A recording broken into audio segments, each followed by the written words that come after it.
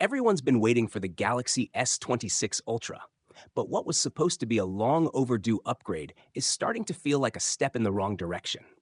New leaks have revealed the design, color options, and even a redesigned S Pen. And when you put everything together, Samsung's decisions this year raise some serious questions. Let's break it down. For months, the assumption was simple. The S26 Ultra would finally include built-in Qi 2 magnets, just like Apple and now Google. It felt inevitable. But according to the latest leaks, Samsung may be skipping internal magnets altogether. Instead, they're sticking to the old approach. If you want to use Samsung's new 25-watt magnetic charger, you'll need a compatible case. On paper, that already feels like a downgrade. But here's the bigger issue. Magnets and the S Pen don't get along. Google reportedly had to remove reverse wireless charging on the Pixel 10 because of Qi 2 interference. Samsung was stuck between adding magnets or protecting the S Pen and reverse wireless charging, and they clearly chose the latter. So if you were hoping for MagSafe style snapping without a case, that's probably not happening. And yeah, that's a major letdown. Now let's talk about the S Pen itself, because this is another change longtime fans will notice immediately. Leaks suggest the S Pen now only comes in black or white, regardless of your phone's color. The only part that matches the device is the clickable top.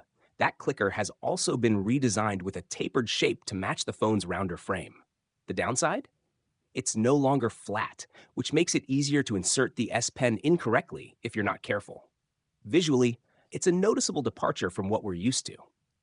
As for the phone's design, leaked promotional posters have given us a clearer look. The standout color this year is cobalt violet, and honestly, it looks premium. It's one of the most exciting Samsung colors we've seen in a while. The phone is now just 7.9 millimeters thick and weighs around 214 grams, making it thinner and lighter than before. But there's a catch. That measurement doesn't include the camera island. And that's where the biggest visual changes come in.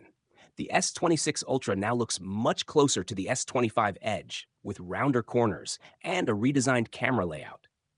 In these posters, the black S Pen is clearly visible too, making the new two-tone approach impossible to miss.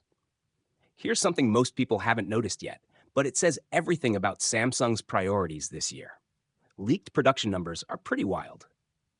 Samsung is reportedly preparing around 3.6 million units of the S26 Ultra for the initial batch. Meanwhile, the base S26 is getting about 700,000 units, and the S26 Plus around 600,000.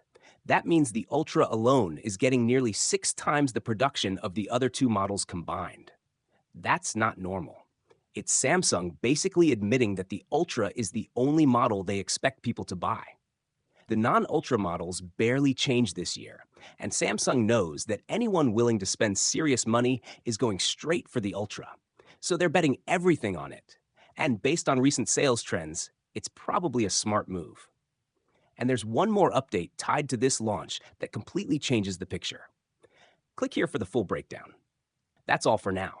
What do you think about the Galaxy S26 Ultra so far? Drop your thoughts in the comments. And as always, I'll see you in the next one. Peace out.